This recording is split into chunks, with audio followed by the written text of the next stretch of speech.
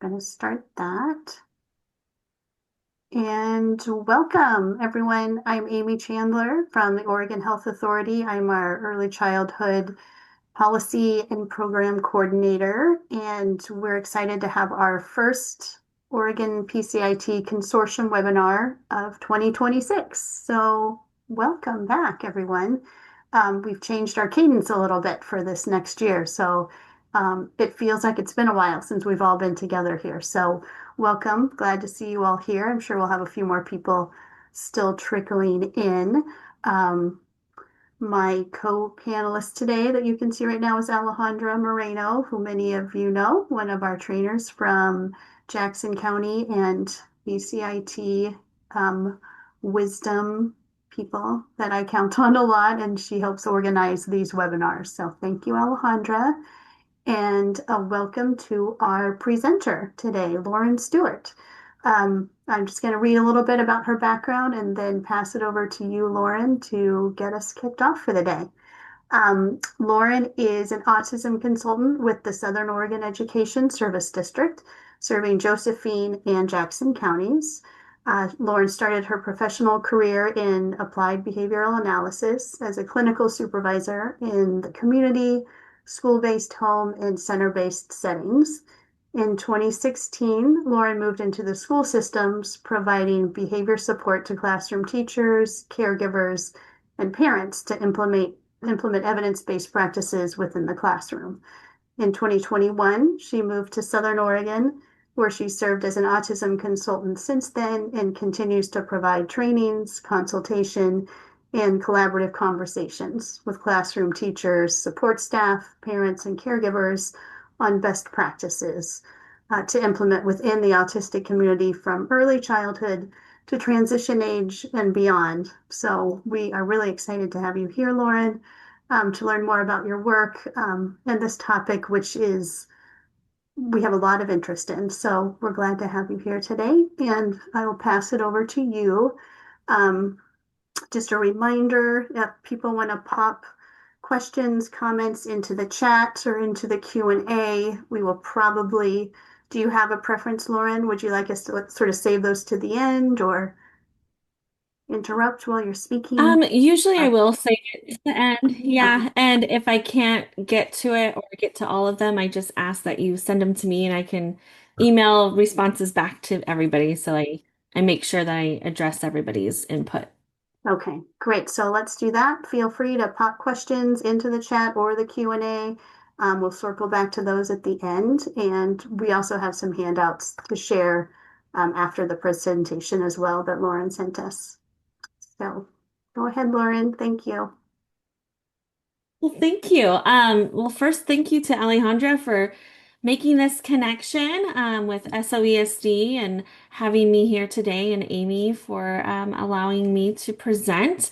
This is a very sensitive topic. It's a very newer topic, but today we're going to talk a lot about pathological demand avoidance, how to support children with a PDA profile in the home, school, and community-based settings. We'll go through a lot of information today. It's information heavy, so I have a little slide in there that just says like buckle up, get your coffee. But we're going to talk quite extensively today about PDA. For today, I know this is a webinar format. If you want to use the Q&A for more like sensitive conversations that are private and only I and Amy and Alejandra can see, please do so. If not, just throw your comments in the chat box, any resources you've used or experiences or questions, and I'll hope to get to all of those at the very end. Um, I do always put this that we want to be respectful of opinions and lived experiences, thoughts of others that are present or in this presentation today. Reframing from using, identifiers, so names of people you've worked with or schools, teachers, agencies, that we want to keep all that information confidential. But we do encourage you to share your lived experiences That's what helps us grow as a community. That's what helps me grow as a professional is to take that information and bring that into forums like this. And then please engage however you feel comfortable. So I can't see anybody, but please just feel free to, take breaks, come back, go get what you need to get to be comfortable because this is a lot of information. So I'm going to try to keep it upbeat, but it's a lot of talking. So thank you so much for joining me for today. I really hope that you walk away with just information about what is PDA, understanding its history as well as its future as we move forward, how to incorporate neuroaffirming best practices with a PDA child, and then how to promote autonomy and independence, which is the key and component of all PDAers, is protecting autonomy, promoting independence.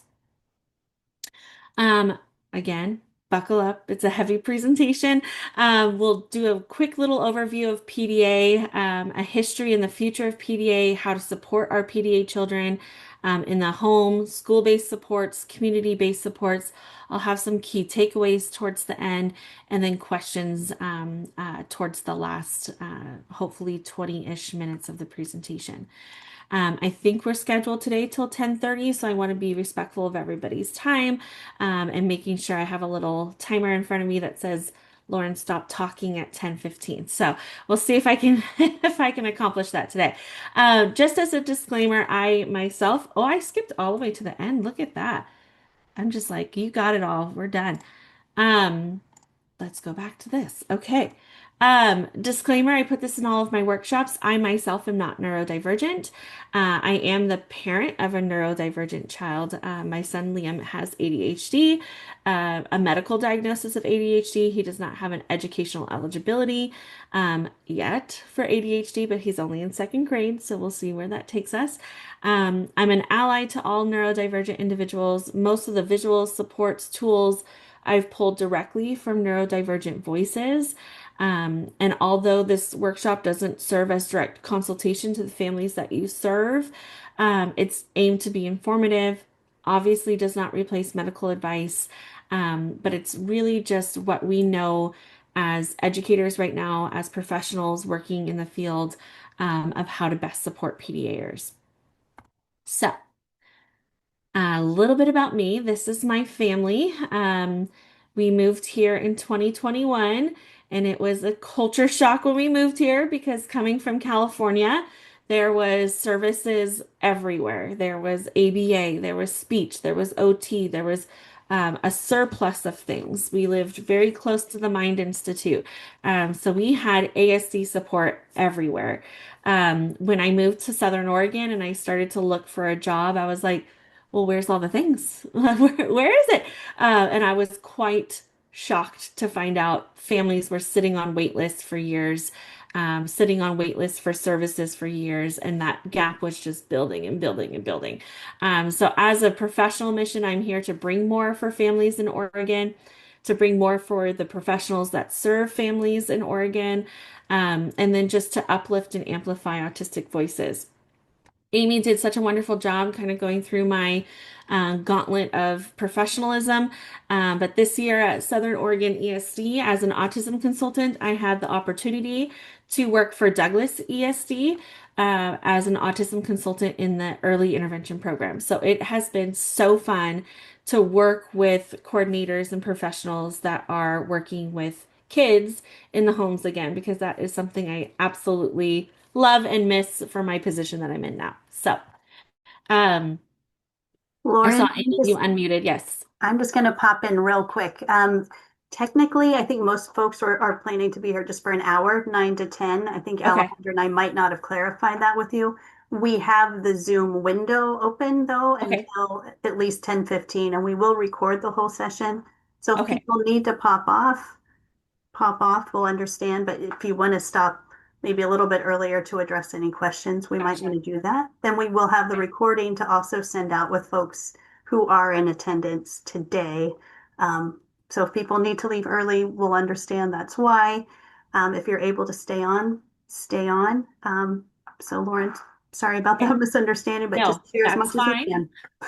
No, that's absolutely fine. I just reset my alarm, so it's going to tell me to stop talking earlier.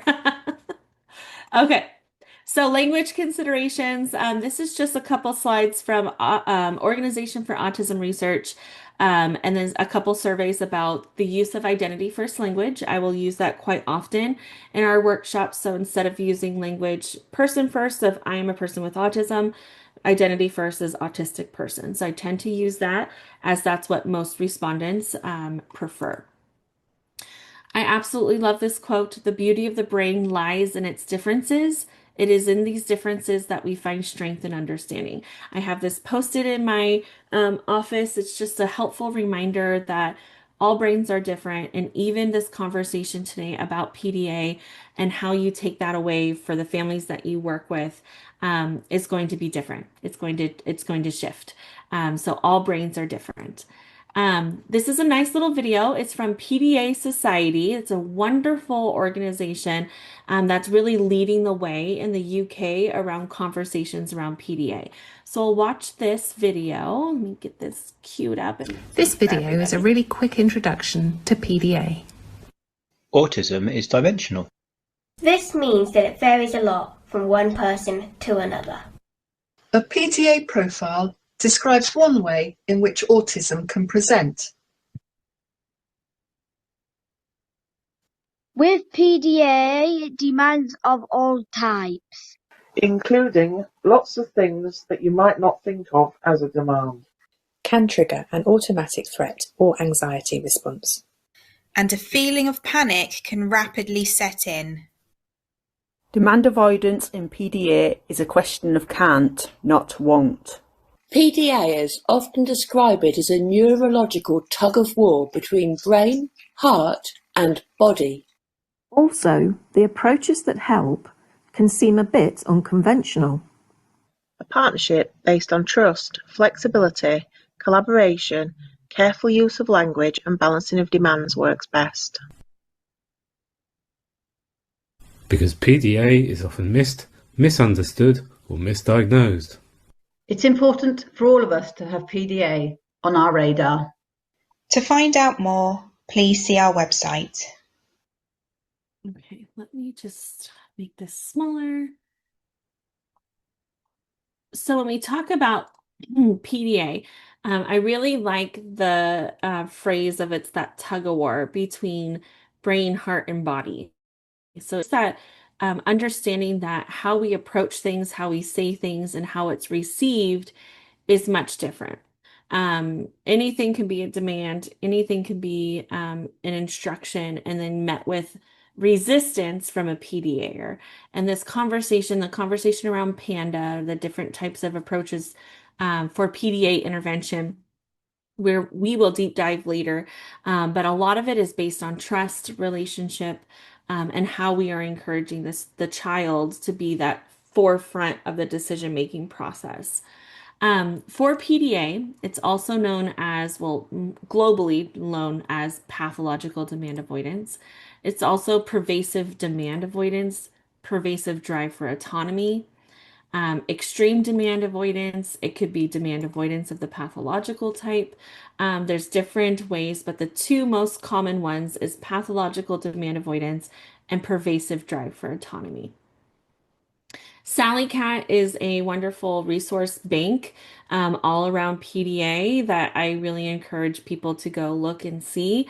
But it talks about, although as PDAers resist commands and requests, that many PDAers I've got to know in the adult support network share my trait of strongly wanting to help people.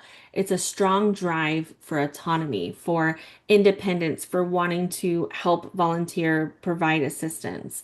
And it talks quite extensively about her experiences, but giving us space and respect, you may well find we are helpful and proactive without your asking. So it's a really great kind of consideration to understand that space, respect, autonomy, independence is all huge strengths of PDAers and things that they really are thriving for. So there's lots of conversation right now about that word pathological, that word pathological is not promoting the neurodiverse movement that we are so strongly trying to encourage as educators and as professionals. But many who identify as PDA feel the term pathological is an accurate and appropriate representation due to the innate and all-consuming nature of the demand avoidance. So it's something to consider and something to talk about. There's lots of conversations in the community right now about dropping pathological and moving towards that pervasive drive for autonomy or that pervasive drive for independence.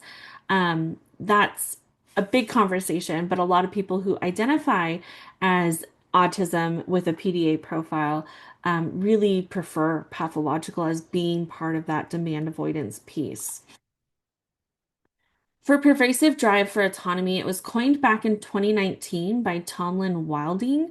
So if you really look at it, it's not that old. It's relatively new.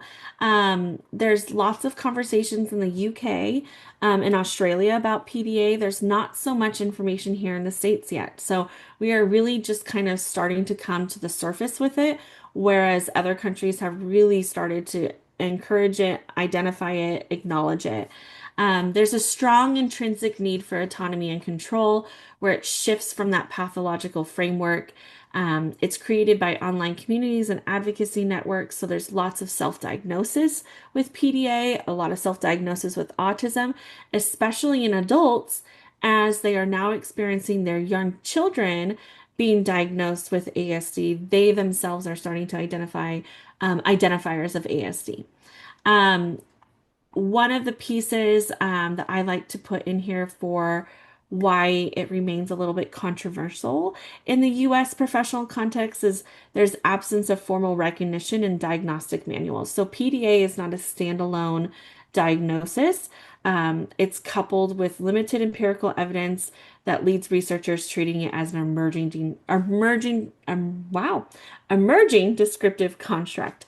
So it's not a standalone diagnosis. It falls under the ASD umbrella, which we all know that ASD umbrella is such a broad spectrum.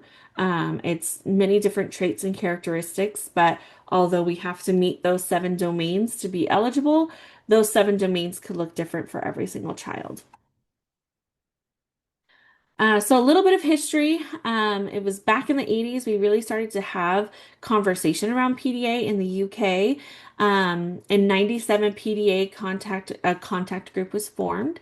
And then Phil Christie in 2006 presented at the World Autism Conference about PDA. The PDA Society in the UK was formed in 2014. In 2015, the National Autism Society included PDA as part of the spectrum.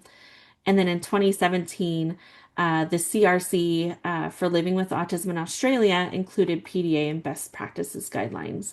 And now in 2020, we have PDA North America. So we are like really starting to kind of scratch the surface in terms of here in the States about conversations around PDA, what it is to be PDA and to have that as part of the autism spectrum.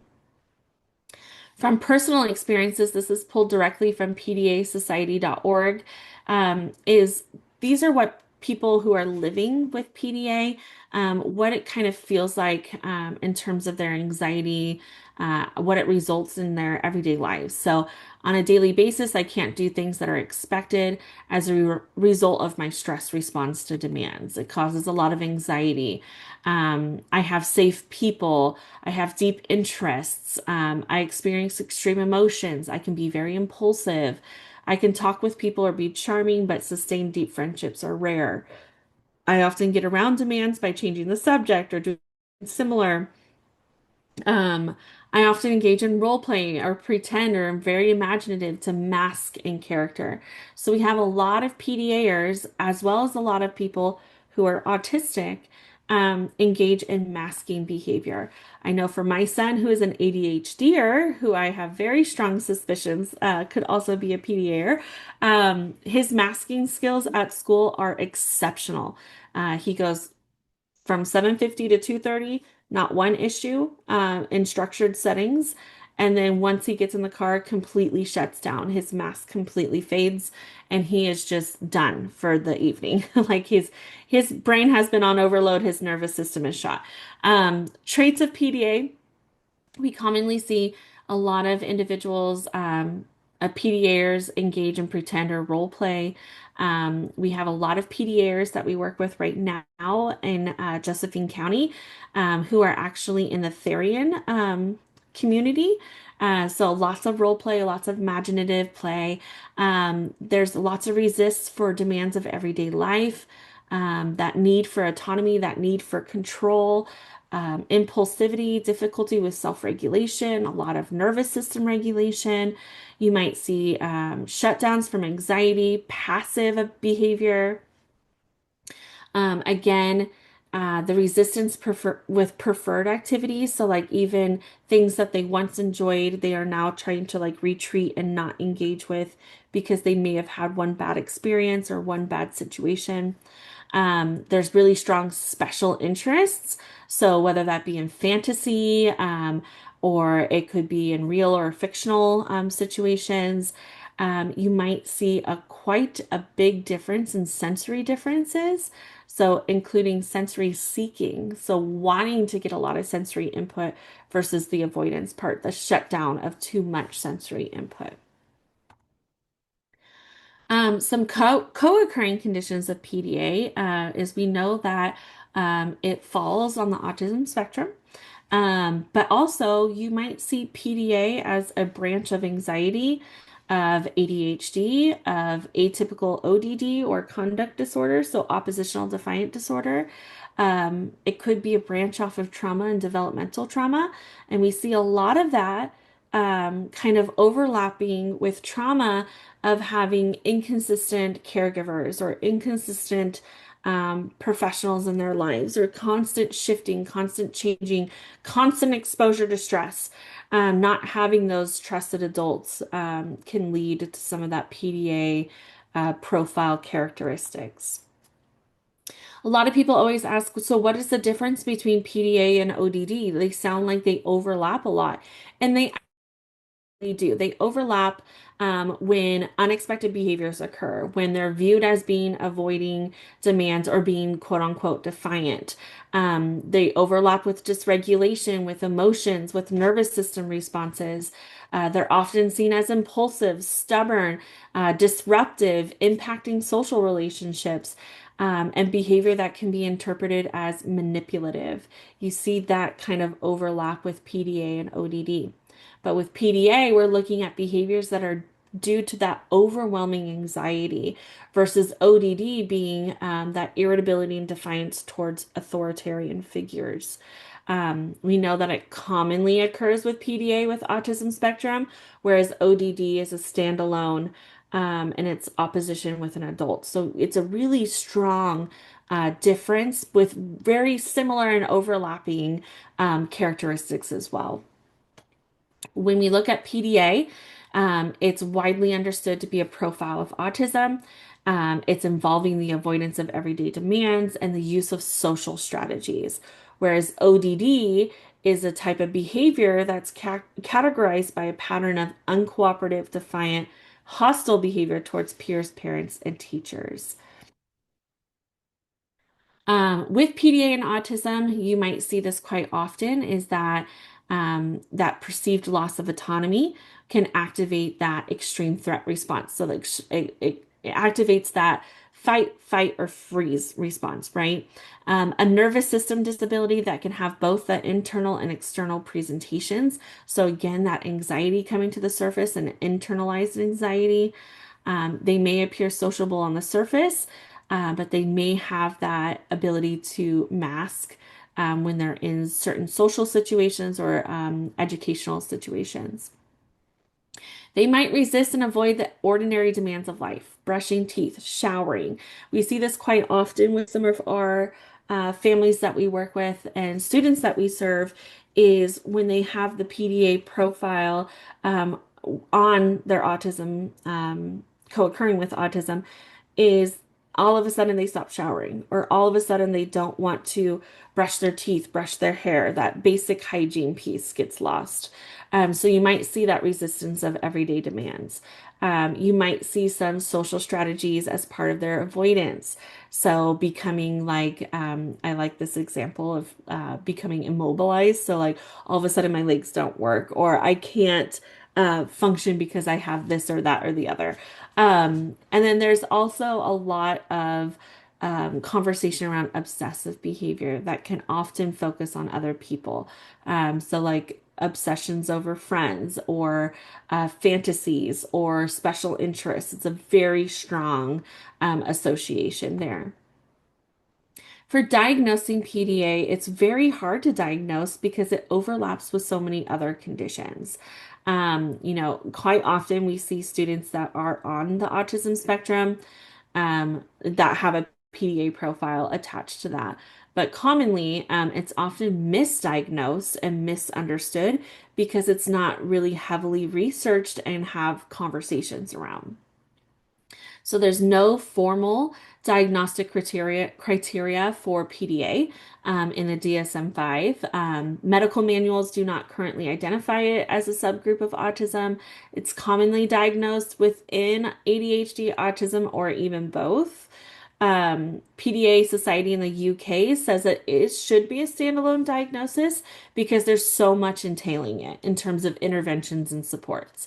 Lots of research in the UK are having conversations around treating and diagnosing PDA, and then many other diagnostic associations, so ODD, conduct disorder, personality disorders, trauma, attachment disorders are all kind of encompassing the conversations around PDA. There's a lot of diagnostic overshadowing. So the traits of one condition overshadow the potential of another. So what this could look like in real life is that anxiety is mistaken for avoidance. That when we have anxiety, a lot of teachers or professionals or others see that as, I just don't want to do this right now. I'm avoiding it. Hyperactivity is seen only as demand avoidance. So if a PDAer is finding it hard to sit, this could be related to ADHD rather than simply being avoidance behavior. Mood swings, reluctance to move or exercise, those could all be part of PDA refusal. So it can be very confusing to have a diagnostic conversation when so many things kind of lead to other bigger conversations. Criticism of current research, as we talked about this in a couple slides back, but research is commonly conducted in the UK and Australia, not a lot in the States. It's criticized for undermining the agency and self-advocacy of autistic people. So here in the States, the conversations around PDA as being part of autism, we have some people in the community not really wanting that association. But we all know that everybody on the spectrum is completely different from child to child, family to family. Some individuals meet criterion for PDA, but not autism. And then the diagnostic differences between males and females is obviously another huge conversation. But even just the conversation of PDA, autism in females is drastically different than the conversation in males. PDA is not as negative as it presents. I think a lot of people hear the term pathological demand avoidance and they immediately think ODD, defiance, manipulative, stubborn. But strengths of PDAers, this is taken exactly from a peaceful parenting place. And these are coming from families and parents of PDA children. Ask them to describe them in one word. So you can see like funny, loving, caring, determined, creative. Like these are really big words that are describing their children. I think a big piece when I'm working with students is they are outrageously funny. Even during like those negative associations, and I have to like turn and kind of like compose myself. But honesty, funny, humorous, these are things that I find quite often working with PDA students and working with their families. So approaches that work when we're looking at interventions. Is we always talk about changing our mindsets and how we think, and that can be very, very difficult. Reframing behavior. It's not about just kids don't want to do it. It's, the kids do well if they have, warranted the opportunity to do it. They have the tools, the supports, the interventions. We commonly grew up with traditional values, rules, and boundaries. Even myself as a parent of an ADHDer, How I parent him is monumentally different than how I parent my other two neurotypical children. Approaches that are child-centered and initiated, they may not come natural to us. It's something that we have to really teach and really understand, especially when we're working with families, is, having those conversations of like, how can we embed their thoughts and their interests into this? And families are like, well, I want to extinguish this now. And sometimes that's just not the case. Traditional approaches that can heighten anxiety and resistance. So for PDAers, it's heightened anxiety and resistance, that anxiety-driven response. So their nervous system responses is what's coming to the surface and what you're seeing. So responding to anxiety needs to have that deeper understanding. The approaches that work, those top 5, is to build a mindset for support. PANDA, which they talked about in the video, low arousal, understanding, equalizing, and then collaborative and proactive solutions. So the first one is building a mindset for support. So trust in relationships, equity, and compassion. Those are the top 3 pieces where connection teaches, compassion teaches, safety teaches. Those are the 3 basic components: connection, compassion, safety. So when we have trust in relationships, it's actively listening. It's recognizing and respecting each other's need for control and choice. It's being reliable through consistency to build safety and predictability by sharing thoughts and feelings openly and avoiding misunderstandings. I think that's a big piece when I'm working with educators, is I have to have constant conversations of, you might disagree, you might not understand, but the biggest piece to build a relationship is to acknowledge, I see that you're upset. I hear that you're upset. How can I help you? That comes a lot further than, I need you to stop crying, or I need you to stop doing this right now. That builds a lot more trust than to just kind of go in and try to extinguish the behavior immediately. Staying calm and patient, that's a huge piece. I know I'm a parent. It's not always easy. I've lost my cool in many circumstances. But understanding that me as a parent, I'm in control. And that feeling of safety and trust is coming from that child. How are they feeling like they're being spoken to in terms of voice level and tone and cadence? Offering acceptance without judgment and supporting others' thoughts and emotions and reactions without fear of criticism. Respecting each other's boundaries, allowing time to recharge and reduce feelings. So like, I can't do this right now. We both need to take a minute and pause and come back and recharge, and then we can have this conversation. And then genuinely apologizing when we make mistakes, when we're wrong. I shouldn't have done that. I shouldn't have raised my voice at you. I'm still working on that as a mom. And kind of having some of those open conversations. When we talk about equity, we're talking about building relationships by regularly checking in about what feels comfortable and fair, getting opinion, talking about our own limits so that we can build mutual trust. That's been a big game changer in our home with our ADHDer, is this is what you need, this is what I need, how are we going to meet in the middle? Clearly communicating our needs and boundaries, suggesting ways of interacting that doesn't feel so much demanding or controlling, and then remembering it's okay to pause, to say no, to negotiate when we feel pressured or uncomfortable, and say, we need to take a minute. We need to pause here. A big thing when I'm working with teachers right now is the conversations around breaks is, oh, you need to go take a break. And it becomes very dismissive versus, let's pause here. Let's recharge. Let's charge our battery. Let's get back to a place where we can really have a conversation. And really rephrasing things goes a long way. Reflecting regularly on our power dynamics and actively trying to shift towards partnership rather than control. There's been lots of situations that I've been in as a parent where I'm just sitting back and I'm like, nobody's winning right now. And I don't know who thinks I'm going to get a medal for this.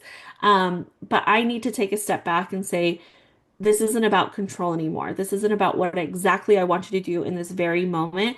It's about protecting your autonomy, protecting your inner peace, and what is your nervous system communicating to me right now that I need to address. that I can get it back on and powered so that front part of the brain is ready to receive information. We talk quite extensively about compassion. So, mindfulness and awareness, affirmations and positive self-talk, connecting with people who understand, that can feel you and validate you so that you feel understood. So, that sometimes that comes in the form of a safe person or a safe individual.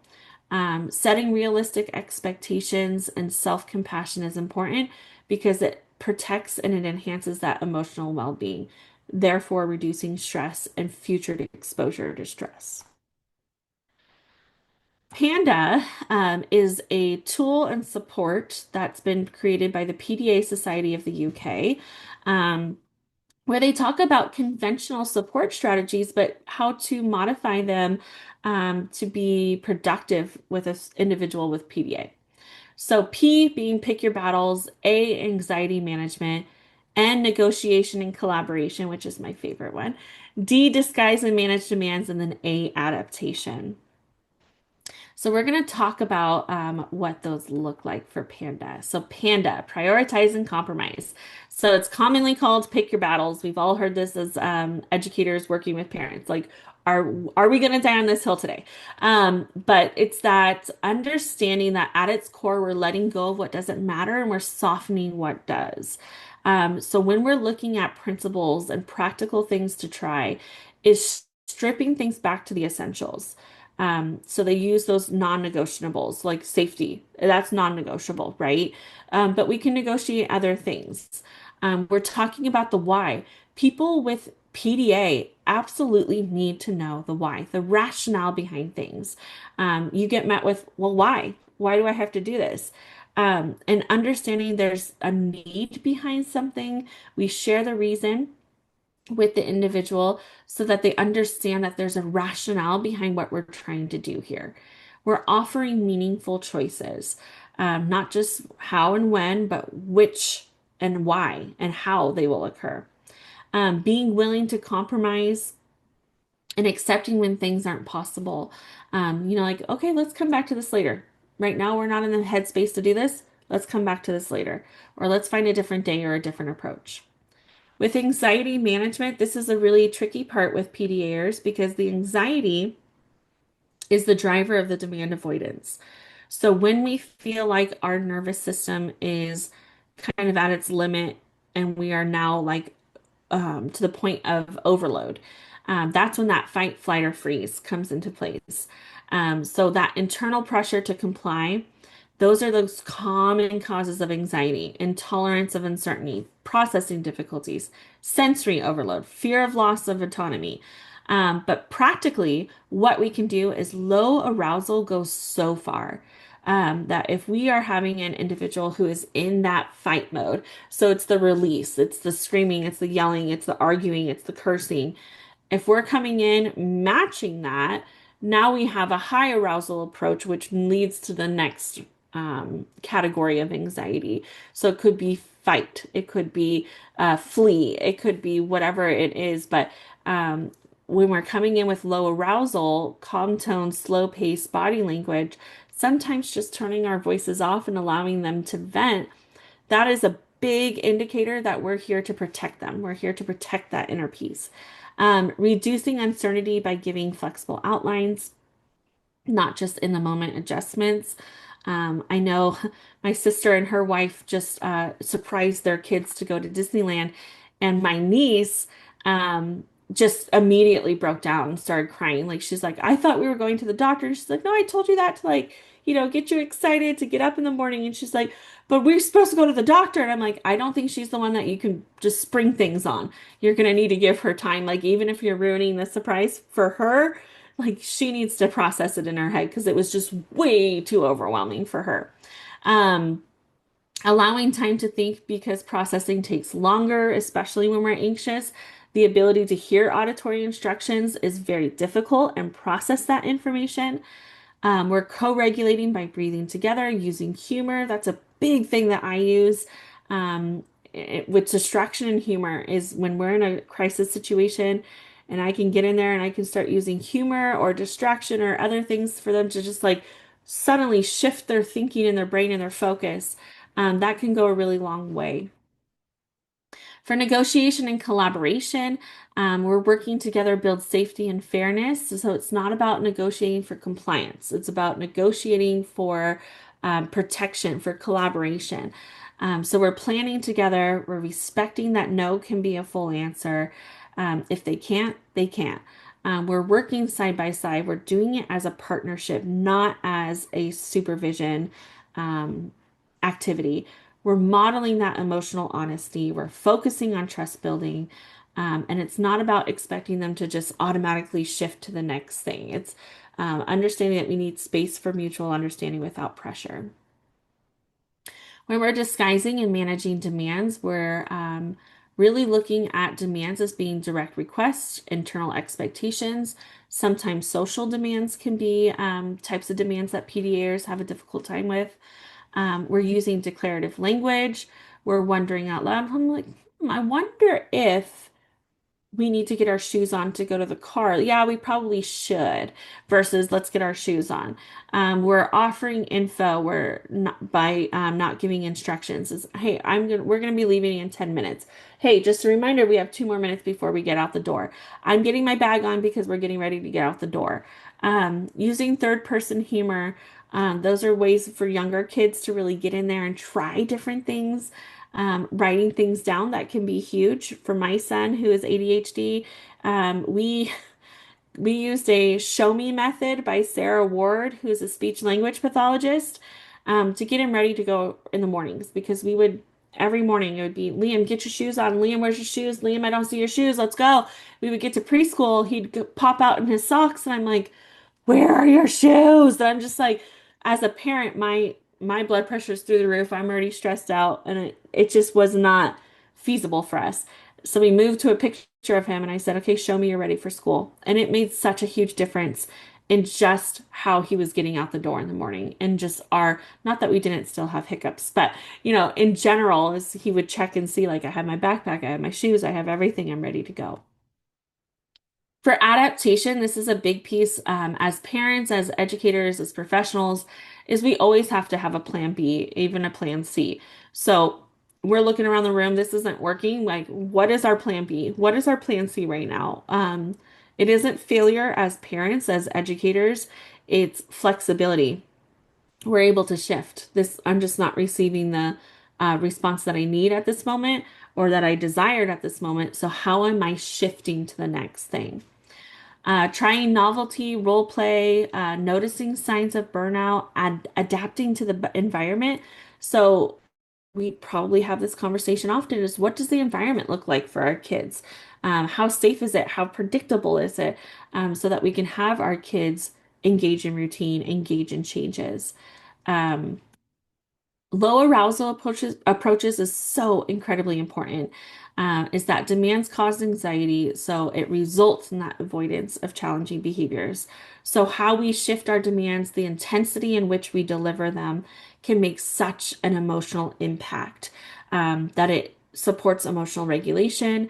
It significantly influences anxiety levels and behaviors in neurodivergent populations. So across the board, when I'm coming in and I'm working through very intense behavior episodes in the classrooms or at home, when I was working with families, is the first thing I say is we have to have a low arousal approach.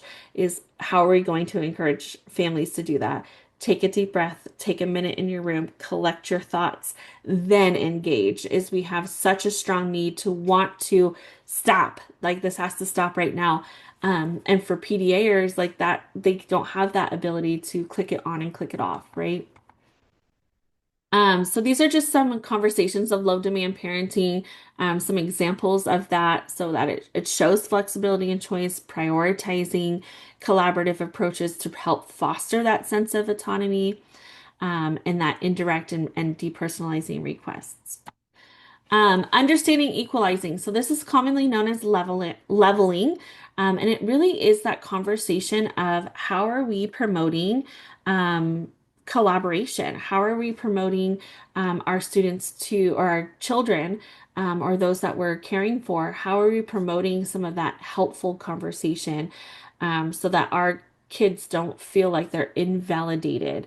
They have that strong sense of autonomy and ability for that hierarchy. So we're building transparent expectations by trying to level and come to the same page and come to the same collaborative conversation. We all seen, I'm sure, Ross Green's work of Kids Do Well If They Can. So it's really the first thing in that is from changing from won't to can't yet is that adult mindset, is how are we reframing from judgmental to curious? How are we changing as adults? That's a big piece is we constantly are trying to shift and change and alter kids' behavior, but we don't have the flexibility in which to do it ourselves, and that can be really difficult. Um, I know it's 9:50 and I think we're here till 10, so I can pause and check the chat box and then continue with the rest of the workshop if that works for everybody. Okay, so let's do that. Let's check the chat box. I only see one thing. Do you see I can only one? see messages from you. Okay, yeah, there's one in the Q&A that I'll just read it for you so you don't have to mess around. And you kind of already talked about this, but it seems like PDA is more like a symptom rather than a separate diagnosis since it overlaps with other conditions like ODD, ASD, etc. Would that be an accurate perspective? Yeah, and I would say it's a trait of autism, of ODD, of ADHD. When we're talking about PDA, it's more of like that extended characteristics and traits of that diagnosis. So ADHD, autism, and ODD. It's kind of like that strength and support. Yeah. Yeah. Okay, so I'm just gonna keep going and then if people need to file out, it definitely won't hurt my feelings. You'll get the recording. And then you get the slides as well. So I have all the slides with all the information. For school-based supports, I do like this. This is from the Child Mind Institute. So there's lots of conversations right now about PDA there, which is so exciting. But the routine tasks shouldn't be that big of a deal. So, but from being a neurobiological standpoint, that may be asking the child to climb a mountain. So that really kind of puts it in your head of like, what I'm asking of them could be their Everest, right? That could be really, really difficult for them in that moment. So we want to get them to climb the mountain, but we need to create steps in the scaffold for them to get up there. So how are we supporting them as educators? So in the school systems, we commonly see persistence to instructions, that need for control, a lot of difficulty with social interactions, especially during unstructured times. So, like recesses, PE, those types of things. We might see some public displays of defiance so that it might seem to anybody else that they don't have a feeling of embarrassment or like I shouldn't be doing this kind of response. There might be some social isolation in public settings as they just tend to isolate themselves. Um, with escalations of a person with a PDA profile, you'll see when they're regulated and displaying behaviors that align with their personality, so like their true personality. And as conversations or as interventions become more forceful or more regulatory, you start to see those behaviors of concern and aggression come to the surface. So goals need to be decrease the speed of escalation and increase the speed of de-escalation. So I commonly, when I'm working with families and I'm working with the school systems and we're writing like behavior plans or behavior support plans, is I like to talk about what is the behavior of concern. And families will say like, oh, I want him to stop biting. And I'm like, okay, we can get there. But let's talk about what does it look like before he bites? Well, he doesn't. He just jumps up from the floor and then he comes and he bites me. And I'm like, but what's happening before the bite? Is it an instruction? Is it a shift in what they're doing? Is it a transition? And they're like, oh yeah, and then it's met with no, or it's met with, getting up and wandering away or crawling away. And I'm like, that's the behavior before the biting. So I call it a behavior chain and I outline it and I say, okay, well, here's the start of the behavior chain. Here's the end of the behavior chain. That's the most apparent behavior. And what we want to do is start at the beginning of the chain. So what can we do to intervene right when we see the no behavior, the getting up and the moving, the crawling away? What could we do in that moment to help encourage the child so that we're not continuing escalation to get to this hierarchy of concern and aggression? When we look at classroom supports, is we need to know that anybody who is serving that child needs to understand what PDA is, needs to understand what approaches for PDAers are, that they need extra processing time. So not to demand an immediate response or answer, that PDAers, as well as most neurodivergent learners, don't need to require a response to understand or eye contact to understand. That's not necessarily equating learning and understanding and comprehension. Regular communication between home and school is pivotal, is so important.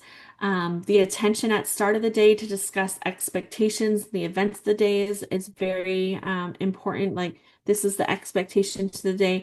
Tell me what your energy level is for this. Like, how can we approach this? What do we need to do here? What accommodations do you need to get this done? Gentle encouragement and in very playful ways. Alternative methods for handwriting or high intensive output activities. Lots of PDAers when it comes to high input activities like handwriting at school is met with persistent resistance. It's just, I'm not doing it. So what are other ways can we get there? Yes, he has the concept down. It's just he does not want to write it right now. Can we get a scribe? Can we start incorporating technology? Like, what is the ends to the means here? Or the means to ends. Able to communicate their needs and wants using multimodal forms of communication. So commonly when we're working with students or children who are PDAers, they are most of the time very vocal and have conversations, but once they feel that they are met with anxiety and they're starting to feel internally shut down, all forms of communication just kind of like go to the surface. So what other ways are we getting multimodal forms of communication? Is it gestures? Is it head nods? Is it handwriting? Texting. I have a student that we just text back and forth emojis because she completely becomes a self-mute. She just will not talk. And I'm like, okay, I'll whip out my phone. I'm like, everything good? Thumbs up, thumbs down. And then she will just kind of text back with emojis. And that's how it works for us to move forward.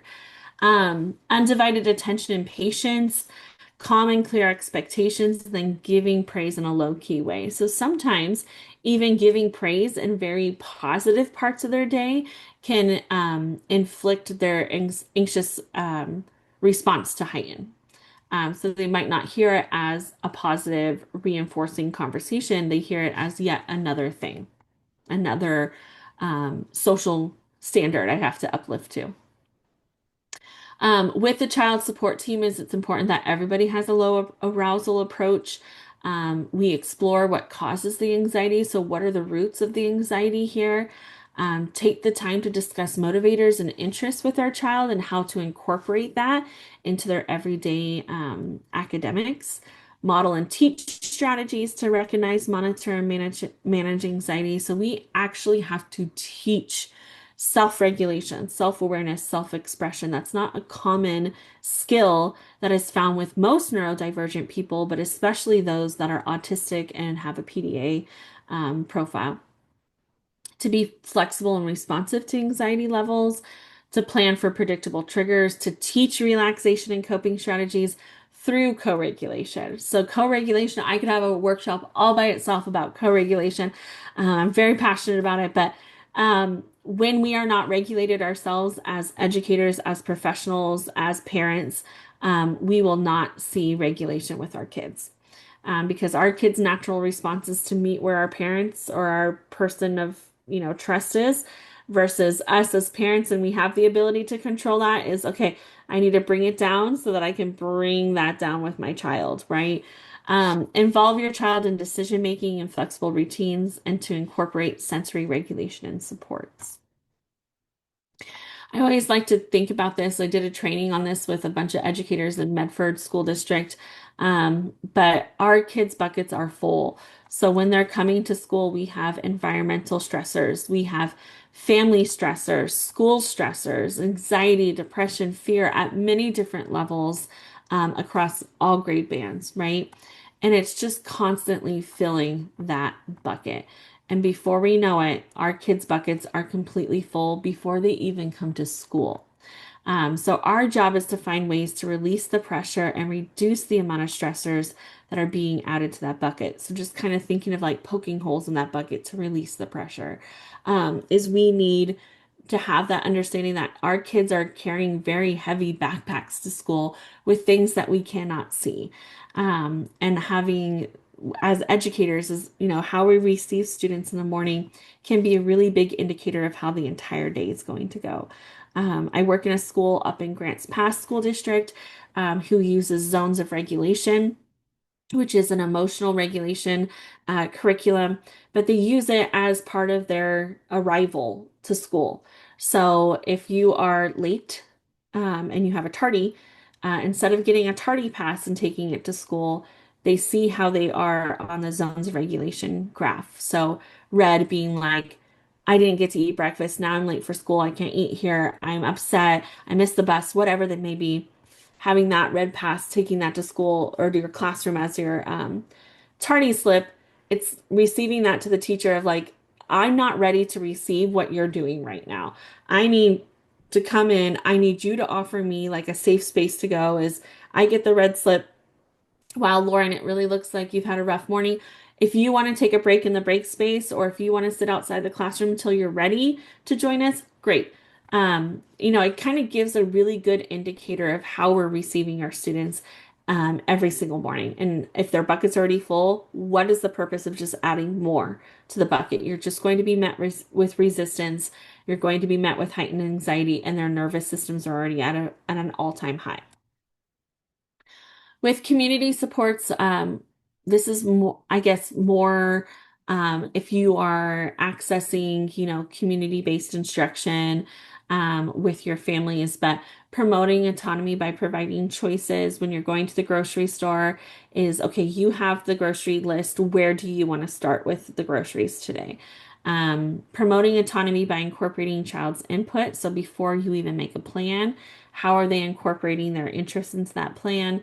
Role play is so big, always having a plan B, C, and D. I encourage families to always have an opt-out opportunity. So we get this quite often is like, oh, little brother is going to do his spring performance downtown with like 300 people, whatever. And they're like, well, we want to bring our child. And I'm like, I think that's wonderful to expose and to try and to see how different things go. But what is your opt-out? Like, as a family, what is your out? Because commonly we're going to get there. We're going to be overwhelmed. You can try everything in the book to try to sustain that. But if you get to the point where you're just like, this isn't working for him, not working for her, as a family, how are we opting out? How are we reducing the stressors? How are we reducing the nervous system overload?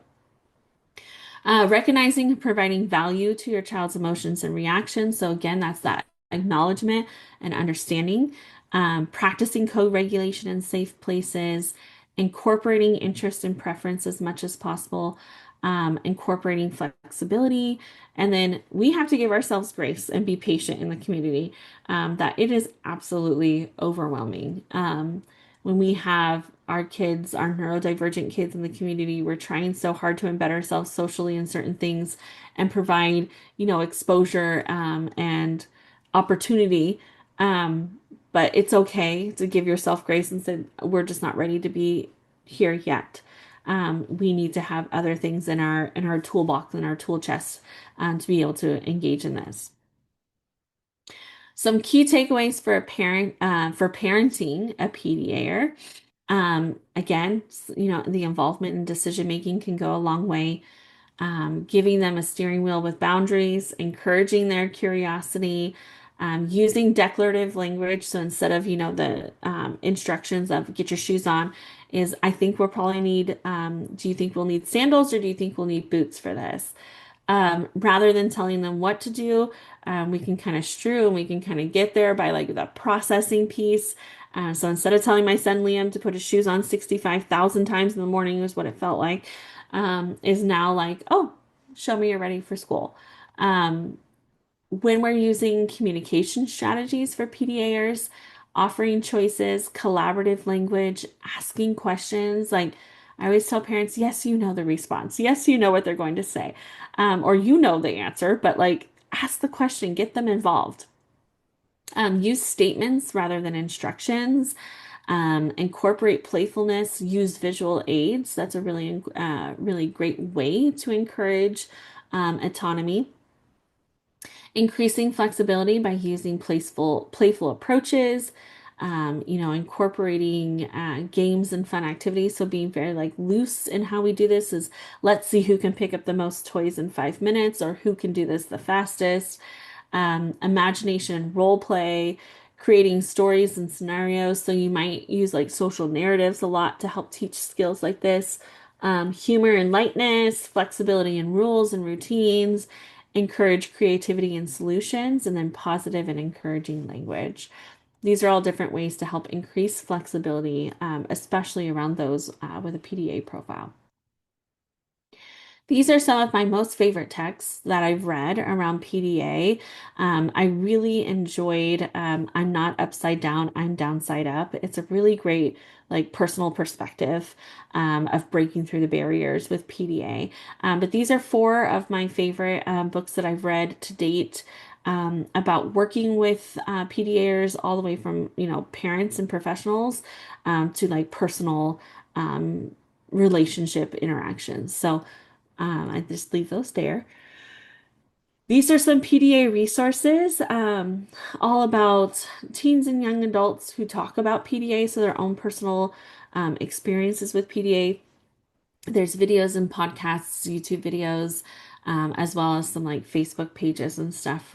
If you're working with like teens or young adults with autism or who have a PDA profile.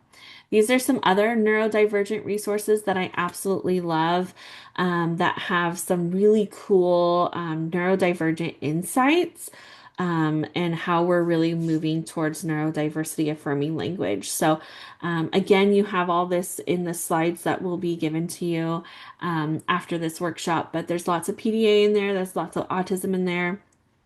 One that I don't think is in there that I'll throw in the chat box is, now I'm blanking on the name of it. Supportable Solutions. Supportablesolutions.com. It's a website created by a speech language pathologist. And under the tools section is a huge resource bank of books, short films, videos of different types of conversations around neurodivergence. So if you have families who are looking to talk to their children about neurodiversity and what it means to be neurodivergent, there's endless resources in there. So I'll throw that in the chat box while I kind of look and see if we have any questions. This is my contact information that I'll leave up for everybody while I look at that chat box. And I will throw in the website supportablesolutions.com. They have really incredible resources on there. And I think there's one Q&A. Would you say that PCIT is not appropriate treatment for those experiencing PDA? I mean, I would say it is to an extent. Like we are working with families, we're working with how to encourage them to interact with their children. I since PDA is so new in the States, is we don't want to go into a conversation and ever be like, oh, it sounds like this is PDA or it sounds like this is autism, right? We're taking that information from the family and we're saying, okay, let's take a step back here. How can we encourage decision making here? How can we encourage collaborative conversation here? What can we do to lessen the nervous system right now? Is okay, let's take a low arousal approach. Let's take a step back. Let's ask these questions. I think it's absolutely appropriate to use a lot of these intervention strategies when you're working with families interacting with their kids. Absolutely, yes. I don't see anything else in the chat box, which I guess is a good thing. But like I said, you will have access to the slides, so it has everything on there. And I know I talked really fast, but I wanted to squeeze it all in that hour. And my contact information is on here. I am so and completely open if you want to send an email for more resources. We at the ESD have a ample autism library that we are able to rent out any resources, tools, and supports to families, to you as professionals. So if you are interested in any of those books or anything, I can absolutely check it out and give it to you to read. I see one follow-up question in the Q&A. Okay. So Lauren and or Alejandra might want to pop in to answer this one too. But asking about the PDI version of PCIT, would that not be appropriate? I don't know what that necessarily is. Yeah, I was gonna maybe punt that one over to Alejandra. It's this Yeah. So PCIT, so explain that. PDI is the second phase of PCIT. It stands for Parent-Directed Interaction. And basically, the premise is that we use compliance training as a way to help the child achieve improved self-regulation and the caregiver as well. I think we can tailor, taking in consideration, all the principles about working with PDA youth. I think there's, you all know that in PCIT there's flexibility with infidelity. So I think that if you work with your consultant, with your trainer, we can definitely work with you on tailoring some aspects of PDI to fit the needs of a PDA youth. Yeah, I've done it. I've had both when I do the PDI teach and I present all the skills and the way that we're going to work in PDA. In PDI, I've had a family that said, no, this is not gonna, we don't want to go there. Okay, perfect, right? Respect that, provided some other resources, and that's it. But I've had some that, with some tailoring, taking it slow, etc. It's been successful. That's great. Yeah. I think there's another question. Let's see. Is there, one says, do you recommend asking questions and PCIT sees this as a form of demanding an answer? Do you find that with PDAers? It could be, but like I said, there's some couple of things we can tailor with infidelity. And the other thing, don't ever forget the magic of CDI, child-directed interaction, right? We always do CDI, which is relationship enhancement, working on secure attachment before we move into PDI. So when we do CDI first, we are going to see great changes in a great, foundation to support PDI. So. And I will say, asking questions is a very important piece of PDA. Is we are asking questions to get input, right? We're asking questions to protect autonomy, to protect choice. So when we are working with a PDA, it's, what should we do next? Is what do you think we should do next? Is to protect that decision-making process. There's lots of conversation right now in the community about shifting like intervention to something that is called SBT. I don't know if any of you are familiar with that, but it's skill-based training. And it's the first part of it is to build connection, is to build relationship. If you don't have that, then most of the time you're not going to get the response that you're probably desiring in your interventions and your strategies. So SBT and PFA it's really taking kind of the reins of like traditional ABA, where it was very compliance-based intervention, whereas SBT is not. It's really looking at like, this is the child, it's child-led, it's child decision-making process. Really fascinating stuff coming out with that too. There's another question. If there's an immediate safety concern, how do we approach that with PDA? Yeah. So those are the non-negotiables, right? It's immediate safety concerns. We're not negotiating that. That's part of PDA that's difficult is if there's an immediate safety concern, we first and foremost address the safety concern. And then when we're kind of coming down from that, we're de-escalating from that safety issue is where the PDA interventions come into play. So safety is never negotiable. We're never negotiating, well, if you want to run into the street, no, absolutely not. We're blocking that, we're engaging with it, and we're moving on. And then our interventions to get back down to baseline, to get back down to de-escalation is where PDA interventions will come into play. Great question. Okay, I'm not seeing anything else. With 2 minutes to spare, I feel so accomplished. Yeah, well done. Thanks so much. That was great and so much practical information and guidance. That's going to be awesome to share out with folks. And I think there might be more follow-up conversations with you as well. And also, thank you at the beginning for just sort of noting and talking about, we know this is sort of a sensitive topic and issue. And it's so great to have so much information and be able to have this presentation. So thank you so much, Lauren. Absolutely. Thanks, Thanks for everyone, having me. showing up. Yeah, you're welcome.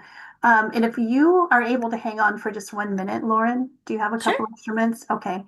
And thank you, everyone else, for being here.